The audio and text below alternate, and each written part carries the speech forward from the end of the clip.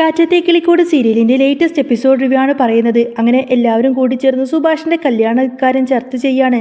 നിധിയും സുധീഷും നികേഷും എല്ലാവരും കൂടി ആലോചിച്ചിട്ട് മാട്രിമോണിയിലൊക്കെ പരസ്യം കൊടുക്കുന്നുണ്ട്.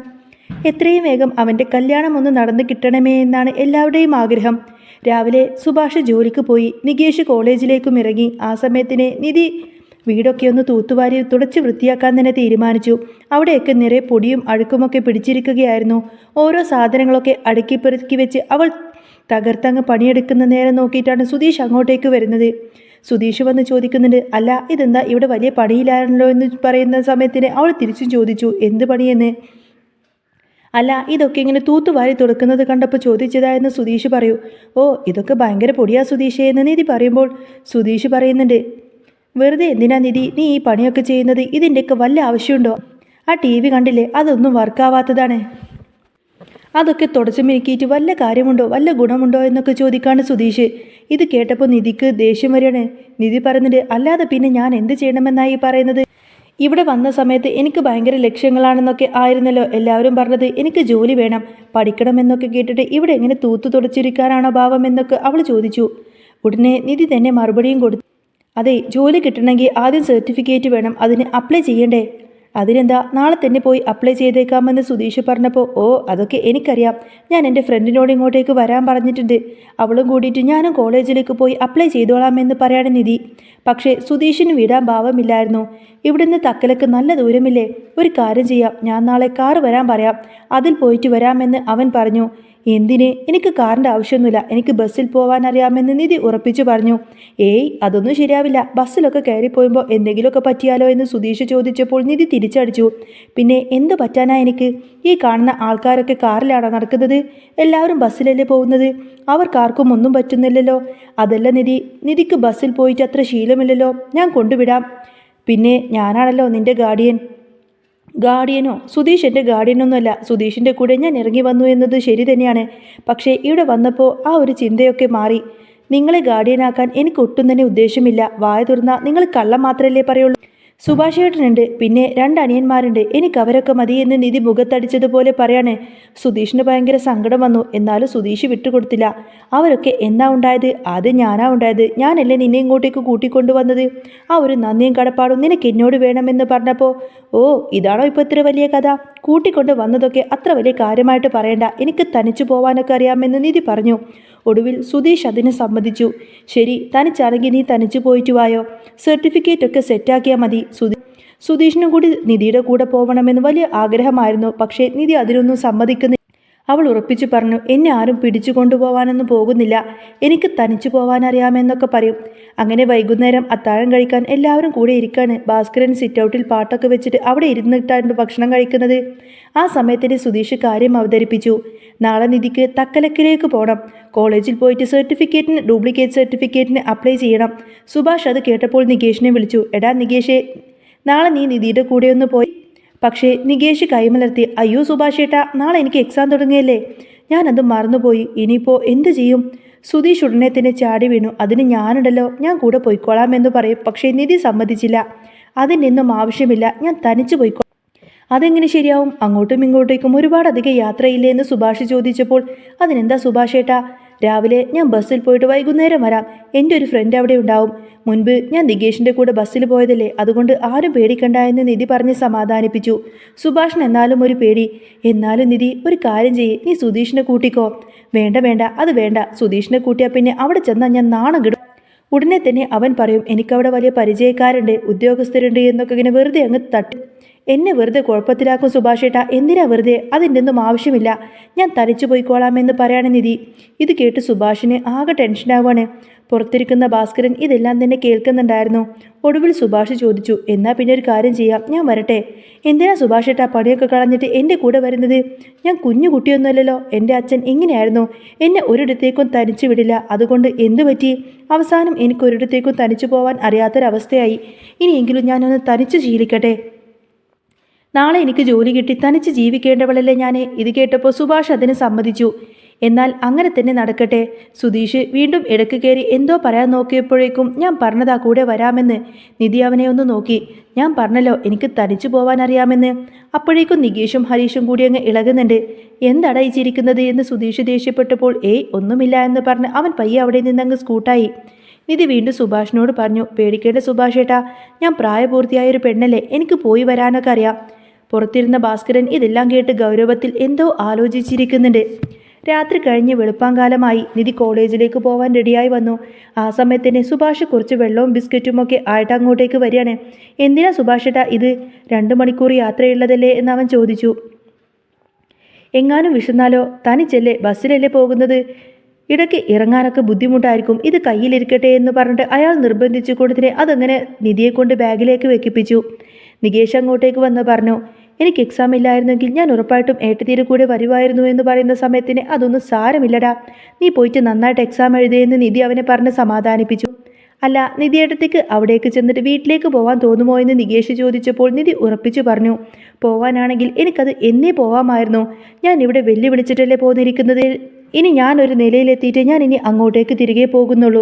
എൻ്റെ മകളായി അംഗീകരിക്കുന്ന ദിവസം മാത്രമേ ഞാൻ ഇനി ആ പടി ചവിട്ടൂ. സുദേശ് അപ്പോഴും ഉപദേശം നിർത്തുന്നില്ല. പരിചയമില്ലാത്ത സ്ഥലമാണ് നിധി, സൂക്ഷിക്കണം. ഓ, പരിചയമില്ലാത്ത നിങ്ങളുടെ കൂടെ ഞാൻ ഇറങ്ങി വന്നില്ലേ, അപ്പോൾ പിന്നെ ഇതാണോ വലിയ പ്രശ്നം എന്ന് നിധി തിരിച്ചു ചോദിച്ചപ്പോൾ നികേഷും ഹരീഷും അങ്ങ് ചിരിച്ചു.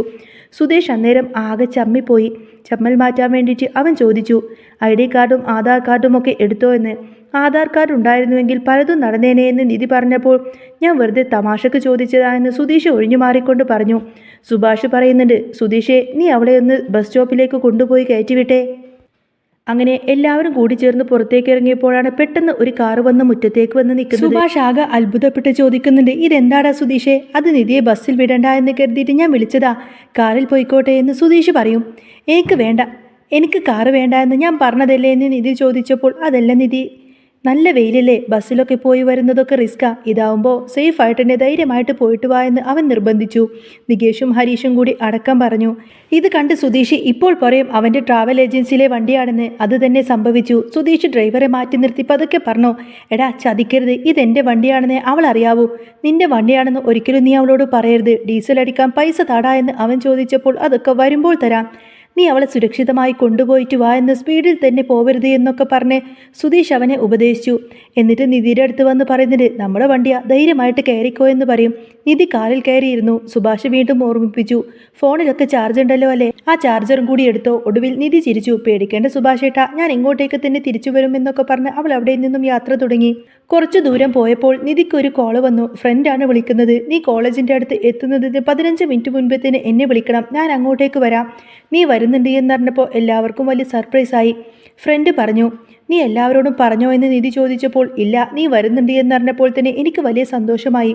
പുതിയ നമ്പറിൽ നിന്നും വിളിച്ചപ്പോൾ നീയാണെന്ന് ഞാൻ വിചാരിച്ചില്ല. നീ ഇപ്പോൾ കാറിലല്ലേ? അല്ല, നിന്റെ ലവ് സ്റ്റോറിയൊക്കെ എന്ന് പറയടി, എപ്പോഴാണ് ലവ് ചെയ്തത് എന്നൊക്കെ ഫ്രണ്ട് കളിയാക്കിക്കൊണ്ട് ചോദിക്കുന്ന സമയത്തന്നെ കാറിന് മുന്നിലേക്ക് ഒരാൾ വന്നിങ്ങനെ കൈ കാണിക്കുകയാണ്. പെട്ടെന്ന് തന്നെ നിധി ഞെട്ടിപ്പോയി. അത് ഭാസ്കരനായിരിക്കും. അച്ഛനോ എന്ന് അവൾ ഓർത്തു. ഫ്രണ്ടിനോട് ഞാൻ പിന്നെ വിളിക്കാമെന്നൊക്കെ പറഞ്ഞുകൊണ്ട് തന്നെ നിധി ഫോണ് കട്ട് ചെയ്തു. ഭാസ്കരൻ ഡോറ് തുറക്കാൻ പറഞ്ഞു. വണ്ടിയിൽ കയറിയിരുന്നിട്ട് വിട്ടോ എന്ന് ആജ്ഞാപിക്കാണ്. നിധിക്കൊന്നും തന്നെ മനസ്സിലാവുന്നില്ല. ഡ്രൈവർ ചോദിക്കുന്നുണ്ട്, അങ്കിളുടെ സുഖമാണോ എന്ന്. എന്നെ കണ്ടിട്ട് നിനക്ക് എന്തു തോന്നുന്നു? സുഖം തന്നെയെന്ന് ഭാസ്കരൻ പറഞ്ഞു. നിന്റെ കല്യാണം കഴിഞ്ഞോടാ? നിന്നെ ഡ്രൈവിംഗ് സ്കൂളിൽ പഠിപ്പിച്ചത് റോഡിൻ്റെ നടുവിലെ വണ്ടി ഓടിക്കാനാണോ അതോ ലെഫ്റ്റ് ചേർത്ത് ഓടിക്കാനാണോ? മര്യാദക്ക് സൈഡിൽ ചേർത്ത് ഓടിക്കടാ എന്നൊക്കെ ഭാസ്കരൻ അവനെ ചീത്ത പറയുന്നുണ്ട്. എന്നിട്ട് പതുക്കെ നിധിയോട് പറഞ്ഞു, ഇത് സുധീഷിൻ്റെ അച്ഛനാ. നിധിക്ക് ടെൻഷൻ അടങ്ങുന്നില്ല. ഒടുവിൽ അവൾ ചോദിക്കുന്നുണ്ട്, അച്ഛൻ എങ്ങോട്ടേക്കായി പോകുന്നത്? ഞാൻ തക്കലക്കാണെന്ന് ഭാസ്കരൻ പറഞ്ഞു. അതെന്തിനാ എന്ന് ഡ്രൈവർ ചോദിച്ചപ്പോൾ, നിന്നോട് പറയണോ? എനിക്ക് പല ആവശ്യങ്ങളും കാണും. നിങ്ങൾ എങ്ങോട്ടേക്കായെന്ന് ഭാസ്കരൻ തിരിച്ചടിച്ചു. ഞങ്ങളും തക്കലക്കാണ്, കോളേജിൽ സർട്ടിഫിക്കറ്റിന് അപ്ലൈ ചെയ്യാനെന്ന് ഡ്രൈവർ പറഞ്ഞപ്പോൾ, എങ്കിൽ അങ്ങോട്ടേക്ക് തന്നെ വിട്ടോ, എനിക്കും അങ്ങോട്ടേക്കാണ് പോവേണ്ടത് എന്ന് ഭാസ്കരൻ പറഞ്ഞു. നിധിക്കാകപ്പാടെ പേടിയായി. ദൈവമേ, ഭാസ്കരൻ ഒരു കൊലപാതകം ചെയ്ത ആളല്ലേ, ഇനിയും എന്തെങ്കിലും ചെയ്യുമോ എന്ന പേടി അവളുടെ ഉള്ളിൽ നിറഞ്ഞു. ഇതേ സമയം സുധീഷും സുഭാഷും കൂടി ബൈക്കിൽ പോവാണ്. നീ എന്താടാ ജോലിക്ക് പോവാത്തത് എന്ന് സുഭാഷ് ചോദിച്ചു. പോവണമെന്നുണ്ടായിരുന്നു, പക്ഷേ നിധി പോയതിൻ്റെ ഒരു ടെൻഷൻ എന്ന് സുധീഷ്. എടാ അവൾ ഒരു ആവശ്യത്തിന് പോയതല്ലേ, അവൾ എങ്ങോട്ടേക്ക് തിരികെ വരും. എന്നാലും അവൾ വീട്ടിലേക്ക് എങ്ങാനും പോകുമോ എന്നൊരു പേടിയാണ്. അവളില്ലാതെ എനിക്ക് പറ്റില്ല സുഭാഷേട്ടാ. ഒരു ദിവസം കണ്ടില്ലെങ്കിൽ എനിക്ക് ഭയങ്കര ബുദ്ധിമുട്ടാണ് എന്ന് സുധീഷ് സങ്കടത്തോടെ പറഞ്ഞു. എങ്കിൽ നീ മര്യാദയ്ക്ക് ഇരിക്കണം, ജോലിക്കൊക്കെ പോയിട്ട് ജീവിക്കണമെന്ന് സുഭാഷ് അവനെ ഉപദേശിച്ചു. അപ്പോൾ സുധീഷ് ചോദിച്ചു, അല്ല സുഭാഷേട്ടാ, ഒരു 3000 രൂപ തരുമോ? അതെന്തിനാ? അല്ല, ഇന്ന് കാറ് വിളിച്ചതല്ലേ, അതിന് വാടക കൊടുക്കാനാ. എൻ്റെ കയ്യിലിപ്പോൾ ക്യാഷില്ല, ഗൂഗിൾ പേ ചെയ്താൽ മതിയെന്ന് പറയും. എടാ ഇങ്ങനെ പോയാൽ നീ എങ്ങനെ കല്യാണം കഴിക്കാനാണ്? പൈസയൊക്കെ സൂക്ഷിച്ച് വെക്കേണ്ടതെന്ന് സുഭാഷ് ചോദിച്ചപ്പോൾ അതൊക്കെ ഞാൻ ചെയ്തോളാം. ഇപ്പോൾ അവൾ എന്നെ ഒന്ന് സ്നേഹിച്ചാൽ മതിയായിരുന്നു എന്ന് സുധീഷ് പറഞ്ഞു. അങ്ങനെ പോകുന്ന വഴിക്കാണ് അവർ ആ ഒരു കാഴ്ച കാണുന്നത്. സുനന്ദയും ലളിതയും കൂടി അങ്ങോട്ടേക്ക് വരുന്നുണ്ട്. ലളിത അവരെ കണ്ടതും സുനന്ദയോട് നേരെ നോക്കി ഇങ്ങോട്ടേക്ക് വാടി, നടന്നു വാടിയെന്നൊക്കെ പറയും. സുഭാഷിനെ കണ്ടിട്ട് സുനന്ദയുടെ കണ്ണ് നിറഞ്ഞു. സുഭാഷിനും അത് വലിയ വിഷമമായിരുന്നു. ലളിത അവളെ ചീത്ത പറഞ്ഞുകൊണ്ട് തന്നെ നടന്നുപോയി. സുനന്ദ ഇടയ്ക്കിടയ്ക്ക് തന്നെ സുഭാഷിനെ തിരിഞ്ഞു നോക്കുന്നുണ്ടായിരുന്നു. സുഭാഷിന്റെ കണ്ണുകളും നിറഞ്ഞു തുളുമ്പി. സുഭാഷ് അത് ശ്രദ്ധിച്ചു. എന്തു പറ്റിയേട്ടാ, കണ്ണ് നിറഞ്ഞല്ലോ എന്ന് പറയുന്ന സമയത്തിന് ഓ ഒന്നുമില്ലടാ, കണ്ണിലെന്തോ പൊടി തോന്നിയതാണ് എന്നിങ്ങനെ സുഭാഷ് ഒഴിഞ്ഞു മാറിക്കൊണ്ട് തന്നെ മറുപടി നൽകി. സുനന്ദയെ കണ്ട സങ്കടമാണ് സുഭാഷേട്ടനെ എന്ന കാര്യം സുധീഷിന് മനസ്സിലായിരുന്നു. ഇതേ സമയത്തിന് ഭാസ്കരനാണെങ്കിൽ ആ കാറിൽ കയറിയിരുന്നത് നിധിയെ കൊലപ്പെടുത്താൻ വേണ്ടിയിട്ടില്ല, മറിച്ച് പുറംലോകം അറിയാത്ത ചില സത്യങ്ങൾ അവൾക്ക് വെളിപ്പെടുത്തി കൊടുക്കാൻ വേണ്ടിയിട്ട് കൂടിയായിരുന്നു. നിധിയുടെ പേടിയും പരിഭ്രമവും കണ്ടപ്പോൾ ഭാസ്കരന്റെ മുഖത്ത് ഒരു നേരിയ ചിരി വിരിഞ്ഞു. തക്കലൊക്കെയുള്ള ആ ഒരു യാത്രയിൽ കാറിനുള്ള നിശബ്ദത വേദിച്ചുകൊണ്ട് തന്നെ ഭാസ്കരൻ സംസാരിച്ചു തുടങ്ങി. മോളെ നിധി, നിനക്ക് എന്നെ പേടിയാണെന്ന് എനിക്കറിയാം. പക്ഷേ നിന്റെ അച്ഛനും ഞാനും തമ്മിലുള്ള ബന്ധം നീ വിചാരിക്കുന്നതൊന്നുമല്ല. നിന്റെ അച്ഛൻ വലിയ ചതിയുടെ ഇരയായിരിക്കുന്നു. ആ സത്യം തെളിയിക്കാൻ വേണ്ടിയുള്ള എൻ്റെ പോരാട്ടത്തിനിടയിലാണ് എനിക്കന്ന് ജയിലിലേക്ക് പോവേണ്ടി വന്നത്. ഭാസ്കരൻ തൻ്റെ പോക്കറ്റിൽ നിന്നും പഴകിയ ഒരു ഫോട്ടോ എടുത്ത് നിധിക്ക് നേരെ നീട്ടി. അതിൽ നിധിയുടെ അച്ഛനും ഭാസ്കരൻ തോളിൽ കൈയിട്ട് നിൽക്കുന്നുണ്ടായിരുന്നു. ആ കാഴ്ച കണ്ടപ്പോൾ നിധിയുടെ ഉള്ളിൽ ഒരു ഭയം പതുക്കെ മാറി, പകരം ആകാംക്ഷയായി. അന്ന് സുഭാഷേട്ടൻ്റെ വീട്ടിൽ നടന്ന ആ രാത്രിയിലെ സംഭവങ്ങൾ ഭാസ്കരൻ ഓരോന്നോരോന്നായി വിവരിച്ചു. നിന്റെ അച്ഛനെ കൊന്നത് ഞാനല്ല നിധി, അത് മറ്റൊരാളാണ്. സുഭാഷേട്ടനെ അമ്മയെ കൊന്നത് ഞാനല്ല നിധി, അത് മറ്റൊരാളാണ്. ആ ആളെ കണ്ടുപിടിക്കാൻ വേണ്ടിയിട്ട് തന്നെയാണ് ഞാൻ ഇത്രയും കാലം കാത്തിരുന്നത് എന്ന കാര്യങ്ങളെല്ലാം തന്നെ ഭാസ്കരൻ ഇങ്ങനെ നിധിയോട് സംസാരിക്കാണ്. അങ്ങനെ അവർ നേരെ കോളേജിലേക്കെത്തി. നിധി നേരെ ഓഫീസിലേക്ക് കയറി ചെന്നിട്ട് തൻ്റെ ഡ്യൂപ്ലിക്കേറ്റ് സർട്ടിഫിക്കറ്റിന് അപേക്ഷ ഇങ്ങനെ വാങ്ങിക്കൊണ്ടിരിക്കുന്ന സമയത്തായിരിക്കട്ടോ കോളേജിലെ ഒരാൾ നിധിയെ മനസ്സിലാക്കുന്നത്. നിധി അവിടെ ഡ്യൂപ്ലിക്കേറ്റ് സർട്ടിഫിക്കറ്റിന് അപ്ലൈ ചെയ്യാൻ വേണ്ടി വന്നിരിക്കുന്നു എന്ന കാര്യം ആ ഓഫീസർ നേരെ നിധിയുടെ ഏട്ടനായിട്ടുള്ള അരുണിനെ വിളിച്ചു പറയും. ഇത് കേട്ടതോടുകൂടി തന്നെ അരുൺ അങ്ങ് ദേഷ്യം വരികയാണ്. എടാ നീ എങ്ങനെയെങ്കിലും അവിടെ കുറച്ചു നേരം പിടിച്ചു നിർത്തും, ഞാൻ അങ്ങോട്ടേക്ക് എത്താമെന്നൊക്കെ പറഞ്ഞ് അരുൺ പെട്ടെന്ന് തന്നെ ഫോൺ കട്ട് ചെയ്തിട്ട് നേരെ കോളേജിലേക്ക് വന്ന് കയറും. നിധിയെ നേരിൽ കണ്ടതോടുകൂടി തന്നെ അരുൺ അങ്ങ് ദേഷ്യം വരാണ്. എടി, നിനക്കൊരിക്കലും ആ ഒരു സർട്ടിഫിക്കറ്റ് വാങ്ങിക്കാൻ യാതൊരുവിധ അർഹതയുമില്ല. അത് നീ എൻ്റെ അച്ഛൻ്റെ പണം കൊണ്ട് നേടിയെടുത്ത സർട്ടിഫിക്കറ്റാണ്, അതൊരിക്കലും നീ വാങ്ങിച്ചു പോവരുത് എന്നൊക്കെ പറഞ്ഞുകൊണ്ട് തന്നെ നിധിയോട് അങ്ങ് ദേഷ്യപ്പെടും. ആ സമയത്തിന് നിധി എതിർത്തുകൊണ്ട് സംസാരിക്കുന്നുണ്ട്. അതെ, അത് ഞാൻ കഷ്ടപ്പെട്ട് പഠിച്ചതാണ്, എൻ്റെ മാർക്ക് ലിസ്റ്റാണ് ഞാൻ ചോദിക്കുന്നത്, അല്ലാതെ അതിന് എനിക്കല്ലാതെ മറ്റാർക്കും അവകാശമില്ല എന്നൊക്കെ പറഞ്ഞുകൊണ്ട് തന്നെ നിധി അതിനോട് വാശി പിടിക്കും. എന്നാൽ ഡ്യൂപ്ലിക്കേറ്റ് സർട്ടിഫിക്കറ്റിന് അപ്ലൈ ചെയ്യാൻ വേണ്ടിയിട്ടുള്ള ഫോമെല്ലാം തന്നെ നിധി ഫില്ല് ചെയ്തിട്ടുണ്ടെങ്കിൽ പോലും അരുൺ അതൊന്നും തന്നെ വാങ്ങിക്കാൻ സമ്മതിക്കുന്നില്ല. നിധിയുടെ കയ്യിൽ നിന്നും ആ ഒരു ആപ്ലിക്കേഷൻ അങ്ങ് വാങ്ങിച്ചതിന് ശേഷം അരുൺ അങ്ങ് വലിച്ചു കീറാണ്. എന്നിട്ട് നിധിയുടെ കരണം തീർത്തൊരൊറ്റ അങ്ങ് പൊട്ടിക്കും. ഈ ഒരു കാഴ്ച കണ്ടിട്ട് ഒട്ടും തന്നെ സഹിക്കാനാവാതെ ആയിരിക്കട്ടെ ഭാസ്കരൻ അങ്ങോട്ട് ഓടി വരുന്നത്. ഭാസ്കരനാണെങ്കിൽ അരുൺ നിധിയെ അടിക്കുന്നത് കണ്ടിട്ട് ഒട്ടും തന്നെ സഹിക്കാനാവാതെ ഭാസ്കരൻ അങ്ങോട്ടേക്ക് ഓടി വരുന്നുണ്ട്. അങ്ങനെ അരുണിനെ അവിടെ നിന്നങ്ങ് തള്ളി മാറ്റിക്കൊണ്ട് തന്നെ ഭാസ്കരൻ നിധിയെ ചേർത്ത് പിടിക്കണേ. എടാ, ഒരുത്തനും എൻ്റെ മോളുടെ മേലിൽ തൊടണ്ടടാ എന്നൊക്കെ പറഞ്ഞുകൊണ്ട് തന്നെ ഭാസ്കരൻ നിധി എങ്ങനെ ചേർത്ത് പിടിക്കായിരിക്കും. ഒട്ടും പ്രതീക്ഷിക്കാതെ തന്നെ പെട്ടെന്ന് അരുൺ നേരെ ഭാസ്കരൻ്റെ അടുത്തേക്ക് വന്നതോടുകൂടി തന്നെ പെട്ടെന്ന് ഒരു കത്തിയുമായി വീശുന്ന സമയത്തിൻ്റെ ഭാസ്കരൻ്റെ കൈയങ്ങ് മുറിഞ്ഞു പോവും. അതോടുകൂടി തന്നെ നിധിക്ക് അങ്ങ് വല്ലാതാവുന്നുണ്ട്. അച്ഛാ, എന്തെങ്കിലും പറ്റിയോ എന്നൊക്കെ ചോദിച്ചുകൊണ്ട് തന്നെ നിധി വന്നിട്ട് ഓടി വന്ന് ഭാസ്കരനെ പിടിക്കുന്ന സമയത്തിന് അരുൺ പേടിച്ചിട്ട് പെട്ടെന്ന് വണ്ടിയെടുത്ത് അവിടെ നിന്നും പോവാണ്. നിധി ഭാസ്കരനെ കൂട്ടിക്കൊണ്ട് നേരെ ഹോസ്പിറ്റലിലേക്ക് പോയിക്കൊണ്ട് തന്നെ കയ്യിൽ സ്റ്റിച്ച് ഇടുന്നുണ്ട്. 4 സ്റ്റിച്ച് ഉണ്ടായിരിക്കും. തനിക്ക് വേണ്ടി തൻ്റെ അച്ഛൻ ചെറുത്ത് നിന്നതുകൊണ്ട് തന്നെ അച്ഛൻ ഇങ്ങനൊരു അപകടം പറ്റിയല്ലോ എന്നൊക്കെ ചിന്തിച്ചുകൊണ്ട് തന്നെ നിധിക്ക് ആകെ സങ്കടമായിരിക്കും. നിധിക്ക് വല്ലാത്ത കുറ്റബോധം തോന്നുകയാണ്. ഒരിക്കലും അച്ഛൻ തന്നെ ശിക്ഷിക്കാൻ വേണ്ടിയിട്ടല്ല, അച്ഛൻ തന്നെ രക്ഷിക്കാൻ വേണ്ടിയിട്ടാണ് നോക്കിയത് എന്ന് മനസ്സിലാക്കിയ നിധിക്ക് വല്ലാത്ത കുറ്റബോധം തോന്നിപ്പോവാണ്. അങ്ങനെ നിധിക്ക് സംരക്ഷകനായിക്കൊണ്ട് തന്നെ ഭാസ്കരൻ അങ്ങോട്ടേക്ക് വരുന്നുണ്ട് എന്ന് മാത്രമല്ല ആ ഒരു സർട്ടിഫിക്കറ്റിന് അപ്ലൈ ചെയ്തതിന് ശേഷമായിരിക്കട്ടോ നിധിയെ കൂട്ടിക്കൊണ്ട് തന്നെ ഭാസ്കരൻ തിരിച്ച് വീട്ടിലേക്ക് വരുന്നത്. പിന്നീട് അങ്ങോട്ടേക്ക് സംഭവ ബഹുലമായിട്ടുള്ള കാര്യങ്ങൾ തന്നെയാണ് നടക്കാൻ പോകുന്നത്. അതിൻ്റെയൊക്കെ ഡീറ്റെയിൽഡ് എപ്പിസോഡ് ഞാൻ ഉടനെ തന്നെ അപ്ലോഡ് ചെയ്യുന്നതായിരിക്കട്ടോ. അപ്പോൾ നിങ്ങൾക്ക് ഈ ഒരു ചാനൽ ഇഷ്ടമാവുകയാണെങ്കിൽ സബ്സ്ക്രൈബ് ചെയ്യാനും സപ്പോർട്ട് ചെയ്യാനും മറക്കല്ലേ. നെക്സ്റ്റ് വീഡിയോ ആയിട്ട് ഉടനെ വരാം. ബൈ.